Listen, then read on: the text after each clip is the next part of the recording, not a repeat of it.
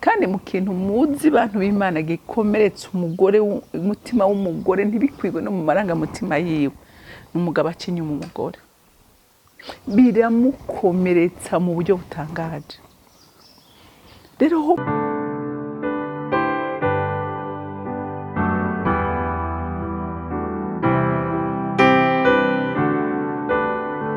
bakunzi bahore CANAAN TV numunezero kandi gusura guhura namwe ngo tuganire ijambo ry'Imana. Ariko imbere yuko dutangura kuganira reka dusenge. Mana data rugira byose uri mu ijuru, se umwami wacu Yesu Kristo w'imiryango yose yo mu isi yitirirwa n'indimi zose, tubiye kuza imbere yawe mwami Imana ngushima kandi ngushimira ukuntu twitaho, ngushimira mwami Imana ukuntu waturinze, ngushimira kanya keza, ngushimira ibiganiro tugiye kuganira ko biza kugira ikimazi mu mitima y'abana bawe bavyumva. Mana ndasenze mwe muyera ngo biherekeze ubisige kugira ngo bavyumva neo bavyakire kandi babigendere, kuko nzi neza ko ijambo ryawe ari itara rimurikira ibirenge byacu.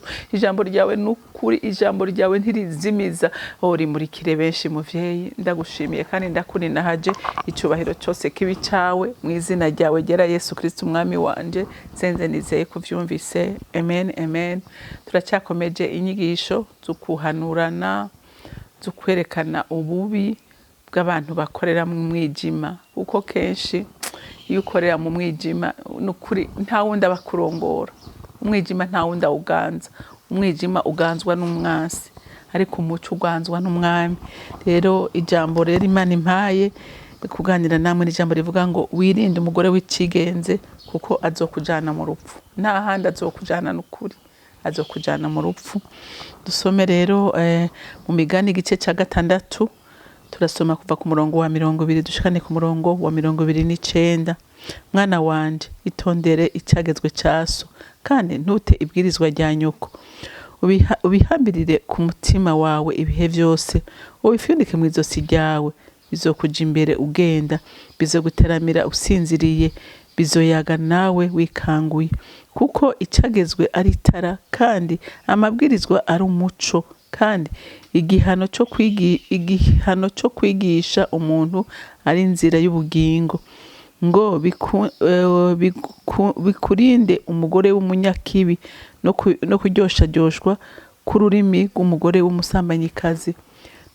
Ntukifuze ubwiza bwiwe mu mutima wawe, kandi ntugafatishe kubongeka ingohe ziwe, kuko kubwa maraya umuntu afutana gushitsa asigaye ku kamanyu k'umutsima, kandi umusambanyikazi ahiga ubugingo bw'igiciro. Hari umuntu yoshira umuriro mu gikiriza, impuzu ziwe ntizishe? Canke hari uwogenda ku makara yaka, ibirenge vyiwe ntibizigire? Niko bimerera uwinjirana umugore w'umusambanyi iwe, umugore w'umusambanyi wiwe. Uwumukora ko wese ntazobura guhanwa. Amen. Muravyumvise ico iyi nyigisho iri kwiravuga? Ngo mwana wanje witondere icyagezwe cyaso. So wumve ko ari data wa twese umuremyi w'ijuru n'isi, wumve ko icyagezwe cy'ubucubahe.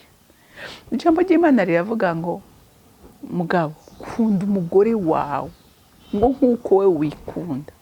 Kujya utoshobora kwibabaza, utoshobora we kwigirira nabi, ariko nawe utamugirira nabi.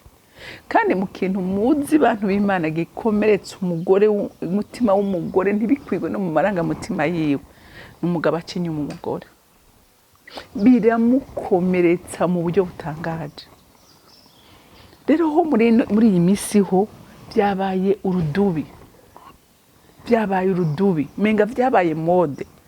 Bisigura ngo Satani ariganje mu miryango, yarashinze ikirindiro.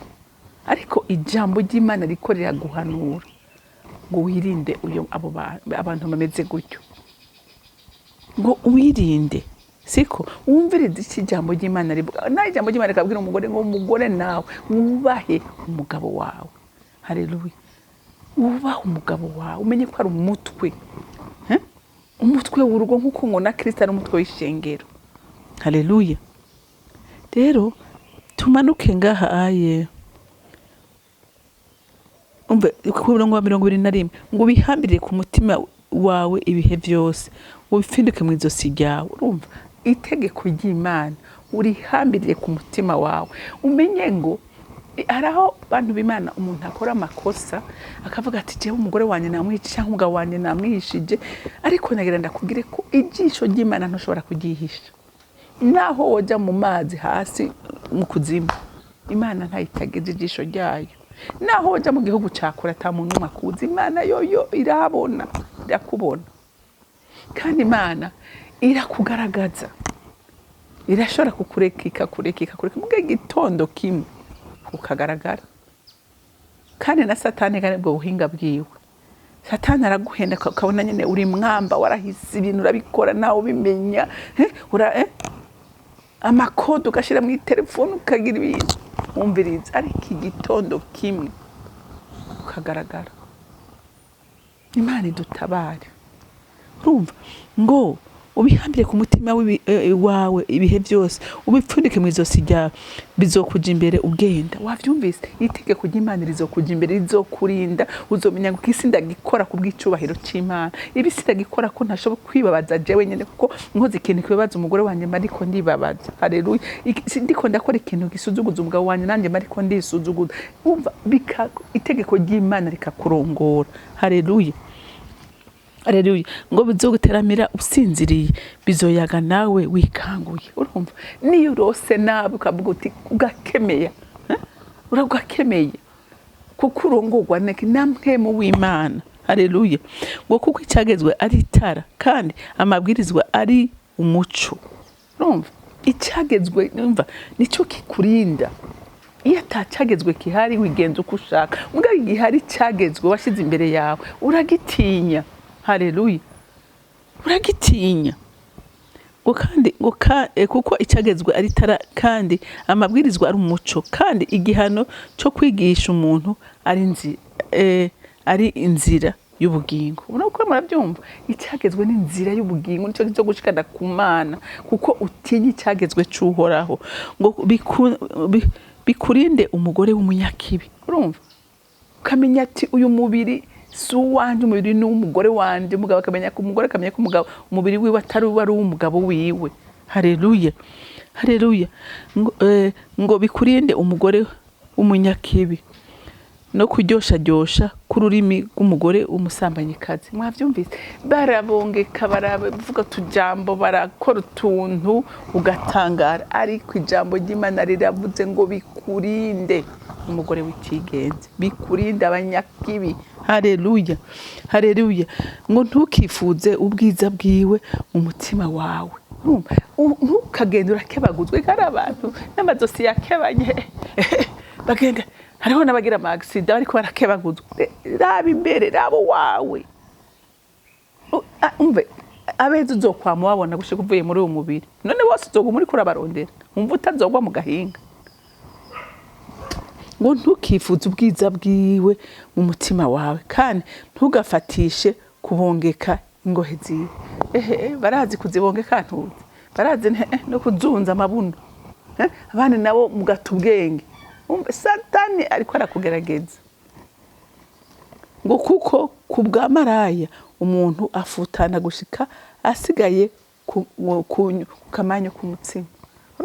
Ugafutana kabarurangiranwa mu vyaha isika kumenya, ukagenda atagahuzu wambaye, ariko urazi kugenda tete hote mu gisagara ngene biryoshe. Tugenda tete hote, umugore wawe akumva ari sekiriza, akumva n'amahoro. Umugabo wakumva n'amahoro, ati umugore wanje ndamwizeye ijana kwijana. Murumva ngene biryoshe, ariko urazi kwa muri kurikego bakubona n'ubwa nyumuntu ati wabonye, kubera wamaze kugira etikete y'umunyabyaha.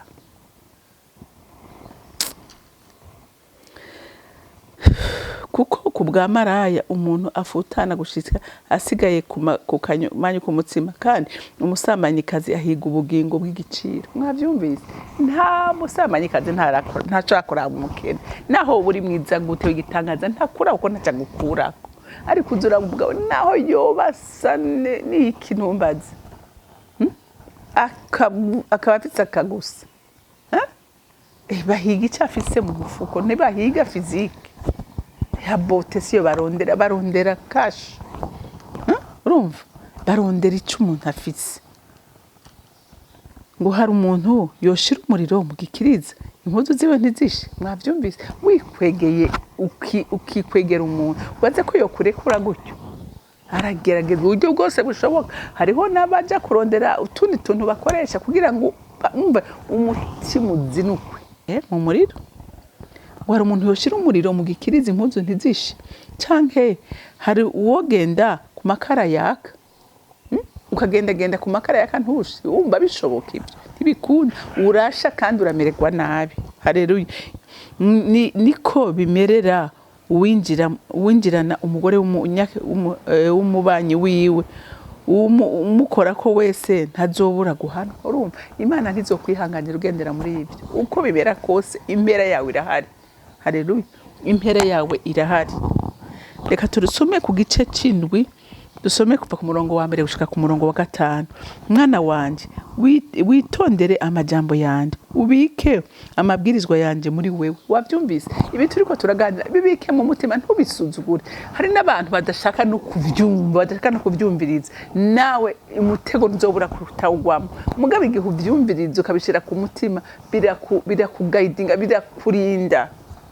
birakurinda ega ibidufasha nivyo twumva ukavyakira none uzomenya utumvirije ngo witondere amabwirizwa yanje ubone kubaho rinda ibyagezwe vyanje nk'imbone y'ijisho wavyumvise ukujya ngurinda imbone y'ijisho urabona niyo haje akantu na gatoyi kaje gukora mu jisho uba wahumirije n'ijambo ry'Imana rivuze ngo urinde ibyagezwe by'uhoraho nk'ukurinda ijisho ryawe urumva ijisho uri ikintu proteja gose rero nibi byagezwe ngo ubirimbure ku murango no mwijoro kugira ngo bikurinde haleluya ngo bifundike ku ntoke zawe uvyandike ku gisate nico mutima wawe uvyandike mu mutima wawe ico uvuga cyose uvuga ati sindagikora kugira ngo sinkora iki kintu kuko Imana iracanga sinkora iki kintu kuko kinjana mu mahoro sinkora iki kintu kuko hari ikintu kiza kirankura kwa gaciro kari ikintu kiza konona mu buzima bw'urugo rwanje ari ukarimbura ku kintu cyose ntakite yose ugiye gupoza ukaraba ikintu inyungu uza gukuramo canke uruhombo uza gukuramo mukabe igihe utiyumvira upfa guswatanya ibintu Imana idufashe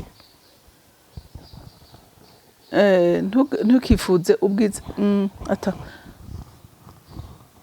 kugira ngo bikurinde umugore umusambanyikazi mbere bikurinde umugore umusambanyikazi aryoshka n'amajambo yiwe umusambanyikazi ntazoreka kukuryosha ntazoreka kukubwira ibyiza rero umuntu w'Imana vyirinde ko n'inyungu yawe nta kintu kibaho kibishe ukubabaza umuntu wakunze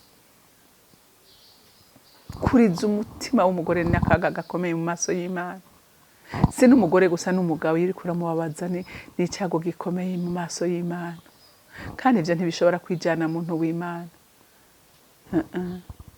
hariho impembo inyuma y'ivyo rero abakora neza bazohembwa neza bakora nabi bazohembwa nabi ariko ndakwifuriza kuzohembwa neza Imana yo mwijuru ibampezagirire shimwa mama Imana himbazwa muremyi w'ijuru n'isi shimagizwa mpwemu yera mufasha mwiza twahawe utatubwerane mukorera mu Mana imwe ndasenga ngo umuco wawe mwami ukomeze kurasira abantu bumve kandi batahure gose ikijambo ry'Imana riko riravuga ndagushimiye icyubahiro cyose kibi cawe mu izina ryawe ryera senze nizeye ko byumvise amen.